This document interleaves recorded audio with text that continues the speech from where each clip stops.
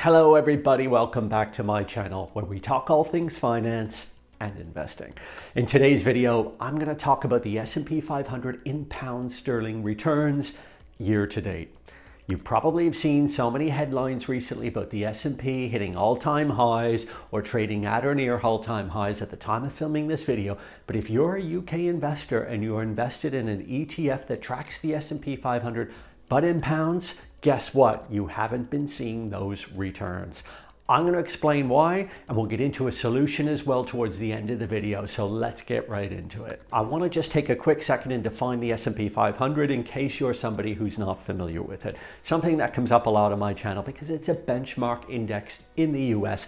And essentially it's made up of the 500 largest companies who trade on the stock exchanges in the US. It's also a market weighted index, so the larger companies have a higher weighting as part of the index overall. So what that means is the bigger companies, your Nvidia's, Microsoft's, Apple's, Amazon's, companies worth trillions of dollars nowadays, they sit at the top, and then they have a higher percentage as part of the S&P 500. But it's basically used as a benchmark to get a gauge of how the stock market and therefore the economy, for the most part, is doing overall. Okay, so the S&P 500 is quoted quite a lot, if not the most, when it comes to stocks and stock market performance. Okay, so at the time of filming this video, the S&P 500, the index itself, is up a little over 8%, around 8.6% year to date, which is a great return so far. But the thing is if you're a UK investor and you hold one of the more popular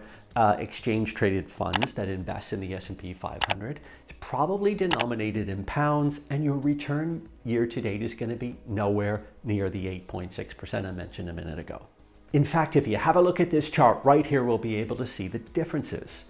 So I've just gone to Google Finance here to have a look at this, and basically what we have is the S&P 500 index itself compared with one of the most popular exchange traded funds in the UK, priced in pounds, that invests in the S&P 500. And if you look down at the bottom, you can see the year-to-date returns that I've marked off in red there. So the S&P 500, like I mentioned, has returned around 8.63%. But the Vanguard S&P 500 GBP ETF, with the ticker symbol VUSA, has only returned a minus 0.64%. Now, neither of these include dividends either, so we're just excluding those for the purposes of this video. What is going on here, and why is there such a difference? In fact, this came up with a colleague recently, hence the inspiration for me to do the video, because she was so frustrated with her returns year to date after watching the news talking about the S&P being up so much and her fund not moving at all. So we got into the details and I explained this to her. Okay, so let's explain what's going on here and what's going wrong so you get a better understanding. When you invest in an ETF like the Vanguard S&P 500 VUSA, you're investing your pounds into that fund. And then the fund manager, Vanguard, is having to take those pounds and go out and buy stocks in the constituents of the S&P 500. But of course, those companies trade in US dollars in the US exchange. So the money actually gets converted over, buys the number of shares, and therefore the returns are going to be done on a dollar basis. But the thing is when you go to sell the fund manager then needs to go and sell those shares in dollars and put it back into pounds. And that will be reflected as well in the currency conversion and of course the price of the exchange traded fund itself. So if the price of the fund is in pounds, as this one is, but the underlying constituents are in dollars, you're going to have some currency exposure or currency risk there. That's just the way it is. So therefore, the pound dollar exchange rate is absolutely key and will play a part in the returns of your pound sterling S&P 500 ETF. Now we need to look at what the pound dollar has done year to date to see if we can help explain this a bit further and understand the differences between the S&P 500 and VUSA. Okay, so on my screen we have a chart for the price of pound dollar, the Forex spot price as it's known. Now you don't need to know too much about Forex, but basically the way it works is you quote the first currency versus the second currency. So 1 unit of the first currency equals how much of the second currency. Being the base currency and the quote currency. So in this case, the base currency is pounds and the quote currency is dollars. So 1 unit of the first equals how much of the second? So £1 is equal to $1.30, almost 35 cents, $1.3449. Okay, now if we look at it year to date as well, we can see that the pound has actually strengthened versus the dollar to the tune of 7.44%.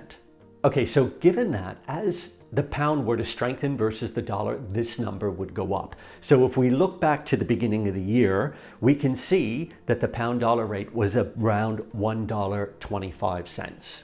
But whereas now it's around $1.35, let's call it. And that's around an 8% difference. And that's exactly the difference explained in what we saw a moment ago in the two charts between the S&P 500 and VUSA, the ETF that's priced in dollars. So therefore, even though the S&P 500 has been up around 8%, with the currency exchange, with the dollar having weakened versus the pound, that 8% has effectively been wiped out, and that is your currency risk. Okay, so I'm doing this video because a lot of people aren't even aware that that's happened. I've had many conversations on this over the years. But there is a solution to this for sure. In fact, fund managers have wisened up to this, and they've realized some people, like me, don't want to take on the additional currency risk beyond the stock market risk that you have from buying an ETF anyways. And they've created exchange traded funds that will actually hedge this risk to minimize it as much as possible. And what the fund manager will do in a hedged ETF is they'll actually go out and they'll enter into Forex forward contracts where they're locking in the rate today and keeping that rate for a certain amount of time, usually 3 to 6 months out. And therefore it reduces or hedges, you probably know the saying, hedge your bets. Well, this is exactly what they're doing. It reduces this currency risk and minimizes it to near zero. So therefore, if you buy a hedged exchange traded fund, therefore it takes out the risk and you don't have to worry about the currency movements. Now to demonstrate this, let's do another comparison on the S&P 500, the actual index in dollars in the US versus a hedged UK GBP exchange traded fund, ticker symbol GSPX. All right, so here's the chart here, and you can see there I've marked off the year-to-date returns. The S&P 500, as we saw, 8.63%, but the iShares Core S&P 500 hedged ETF has returned 7.92%. And the difference between those really comes down to things like the tracking error, the ability of the fund manager to match exactly the fund. And there's almost always a little bit of a discrepancy known as tracking error there. But for the most part, this has tracked the S&P 500. So therefore, they've been able to reduce this currency exposure, to remove it out from your investment and give you the returns that are so much closer to the S&P 500 itself. Okay, so what about the cost to this? Because obviously you're thinking, well, hold on, if the fund manager is doing more work, they want to be paid more. And a lot of people have the misconception that any hedged exchange traded funds are very expensive. And once upon a time, that was the case, and there weren't very many of them. But the fees on these have come down so much. And in fact, GSPX, the fund manager charges 0.1% per year on this. So for every £10,000 you have invested in their fund, you will pay £10 for them to handle all of the management, including the FX forward contracts to reduce the currency risk. Now that is a bit more expensive, say, than VUSA, which is unhedged, because that you can buy for 0.07%. So you're paying 3 basis points more for the hedged version. But guess what? People like me, I don't mind. I'm willing to pay that additional fee, very small it is, to remove the currency risk that you would have in investing in this fund. I myself prefer to have the return of the S&P without considering currencies and where they're moving. It just adds an extra dimension of stress, frankly, to investing that you don't need. Now, a lot of people don't even know this is going on. They look at their accounts, whether it's their ISA account, their SIP account, for example, their pension account with work that's invested in global stocks, and they're not even aware that there's a currency risk there. But it absolutely is there, and it's hard to get away from.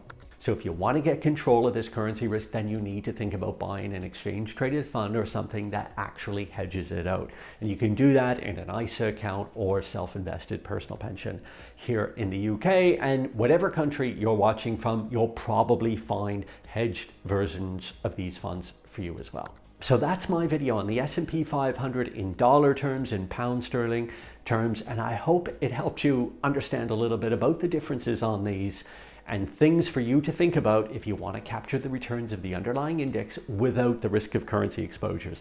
If you like the video, why not click on that like button? It really helps me out. Subscribe to my channel if you haven't done so before, and leave me a comment and tell me what you think of the video, your portfolio, or anything else you would like to see on this channel.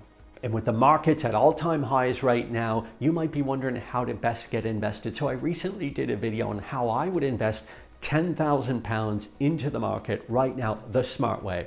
So I'll put a link to that video right up here so you can click on that one. I'll see you over there.